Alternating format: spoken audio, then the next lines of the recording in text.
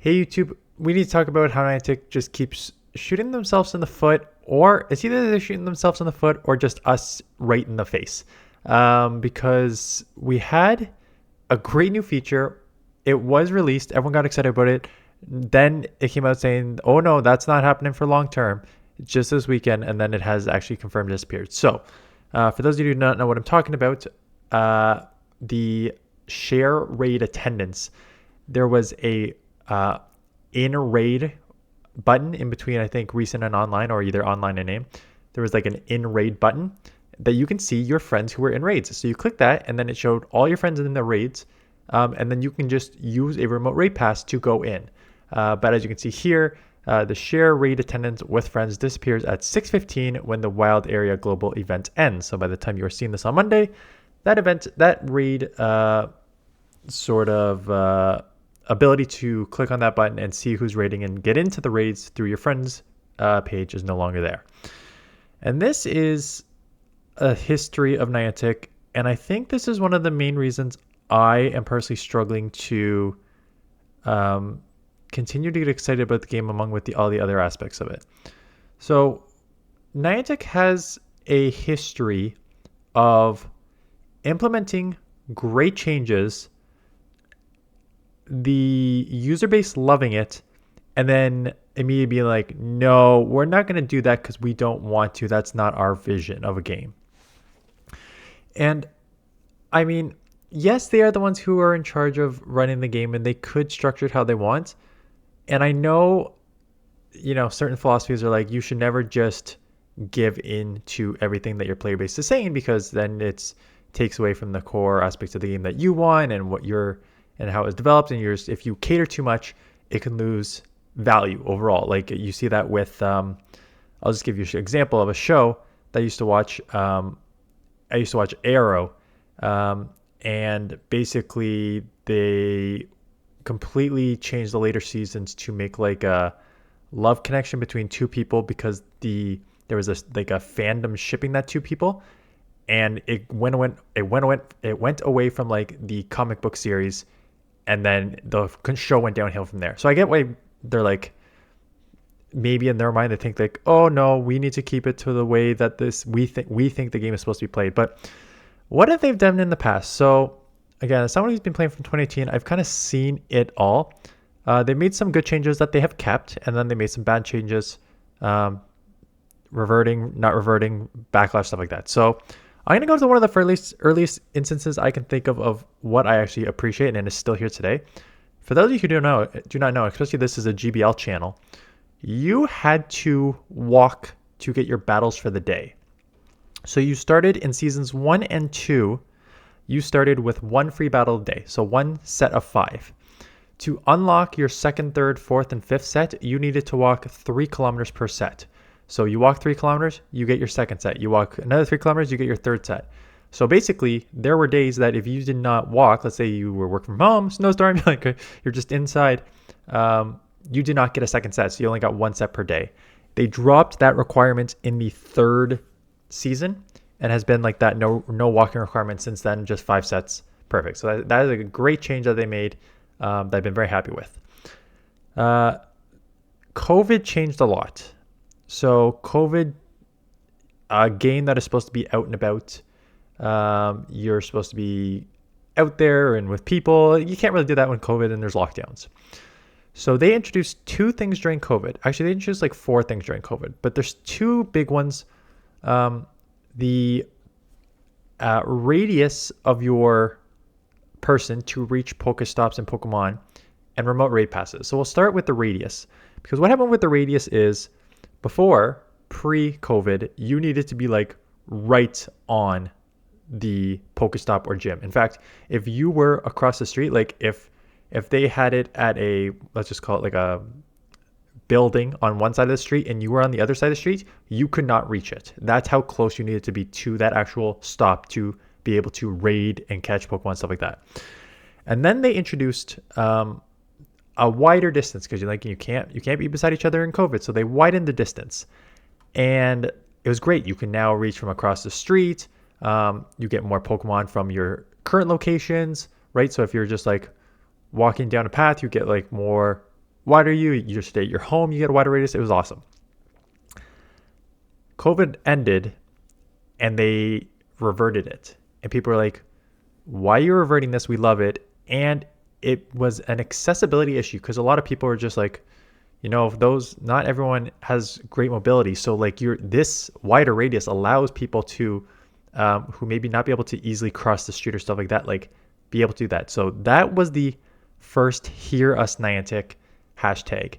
And that was a collective, all the top Pokemon Go, almost all of them, like Mystic and I think maybe Trainer Club did not because they were still just trying to grind for their channel.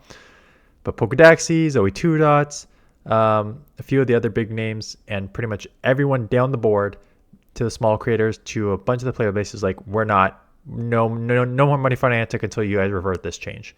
So they eventually gave into the peer pressure and reverted the change. Remote raid passes. So remote raid passes were the same thing. Remote raids were not a thing pre-COVID. You had to show up in person, but you can't show up in person when there's lockdown, so they implemented remote raids. Two great things about remote raids were the first time introduced that you can do them from anywhere, so you can do it. It allowed you to get Pokemon all over the world, right? So you can I'm in Canada, you can remote raid all across the world, which is even better when you are then trying to trade Pokemon for candy distance, right? So I do a remote raid for Dialga in Australia, someone does a remote raid here, not remote raid, just like an in-person one raid here for Dialga. We swap, we get those extra trade distance candies that you get with it. So that was the first benefit. Second benefit it was the same cost as green passes. So it was 100 coins for a remote raid. So it is the same value of just doing an in-person raid. Then they nerfed one aspect of it and then promoted a second aspect for the in-person. So the first thing they did was up the price. So that 100 is now, I think, about 190, 195 if you buy a bundle of 3, or 175, something like that when you buy a bundle of 3. So up like 75%, up I think like 100% if you're just buying like the one-off pass. So the price increased substantially. And on the other end, they did give you the a strength of doing in-person raids by saying you will get 3 more XL candies for the Pokemon if you are in person. So on the reward screen, when you beat the legendary Pokemon, you get your rewards, whatever, your Hyper Potions, your berries, and 3 XLs for that, 3 XL candies for that Pokemon. So if you did Dialga raid, guaranteed 3 XLs are coming to you. So that was a carrot. That was a positive. But again, they actually tried to almost take remote raids away. But the community was like, no, you're not taking these away. So they're like, okay, we'll just up the price. And here we go again. A great option for it's such a small change, but it has such great value for the average player. The getting invited to raids remotely is one of the most flawed systems, I think, in the game, because you either need to, one, coordinate ahead of time with people so that they are online and ready, or you just hope that people are online and that if you send the invite, they want to join. Because if people are offline, sometimes you don't even get the notifications, and sometimes you get the notifications, and then by the time you open the game and log on, the raid is already like done and you can't get in. So to have the ability, like I was just mentioning, I had not done basically any remote raids in the last like 6 months to a year, but with the boxes that were on that had like cheap remote raids with like green raid passes, and the fact that I can just see who's in Dialga and Palkia raids, I did 6 remote raids in 2 days, which you may think that's not a lot. For me, it is. That, again, I probably haven't done 6 remote raids the entire 2020, what year are we in? 2024. I don't think I did 6 remote raids in 2024, and I did 6 in 2 days there because it was very easy. People were out and about because this event was on, and you just go to it, you see who's online in a raid, you click it, and you can join. They don't even need to invite you. You just click it and you join, and it was again. And now it's gone. And it's constant. We're going to give you some good stuff, and then we're going to take it away or make it so much worse than it was. And it's such a flawed business model. You it's the carrot. So I keep saying carrot and stick. So the carrot is like you're giving something positive of value. So you do remote raid, you do an in-person raid, you get 3 extra XL candies for that Pokemon. That is a carrot. A stick is a negative. We don't want you to remote raids. We want you to do in-person raids. So we are now going to up the price of those remote raids by like 75 to 100%. And it seems time after time after time, they just stick after stick after stick. And again, from a business model, it does not make sense. You don't offer your player base something positive and then take it away. You don't offer your player base something positive and then make it worse and hide behind the fact that this is a temporary thing or this is how we want the game to be. It doesn't make sense. So either like don't introduce it, or if you're going to introduce it, leave it.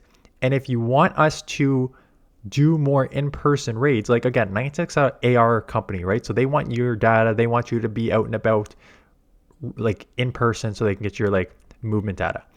If you want us to be out and about, give us more carrots to go out and about, right?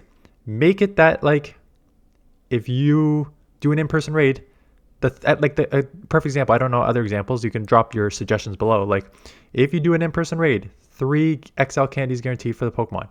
That will make me go out more. If I want to actually grind XL candies for these legendary Pokemon for Master League, I will then go out and grind to get those extra 3 XL candies because it is significant, right? It costs 296 XL candies to get to level 50. So I was going to say, I was going to do this off the top of my head. So I was going to do 296 divided by 6 and 3. But if you just do 300 because it's easy because that's just 50. So if you do 300, if you need 300 candies divided by 6, that's only 50 raids. But if you only divide it by 3, that's 100 raids. So it's obviously just half the amount because that's the 3 versus 6 double.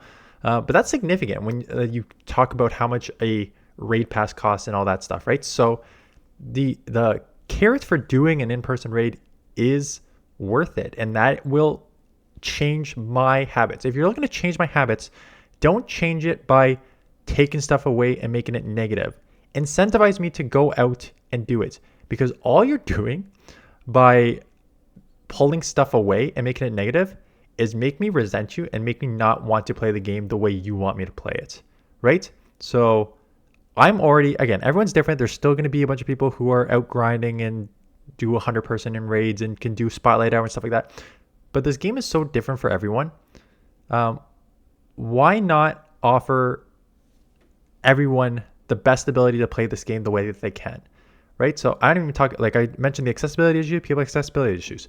For those of you who either know my schedule or don't know my schedule, if you're new to this channel, I got a full-time job, 9 to 5. I got 2 young kids of 5 and 3. And I put out 2 videos a day for YouTube. I am basically booked from 6 a.m. till 11 p.m. every single day.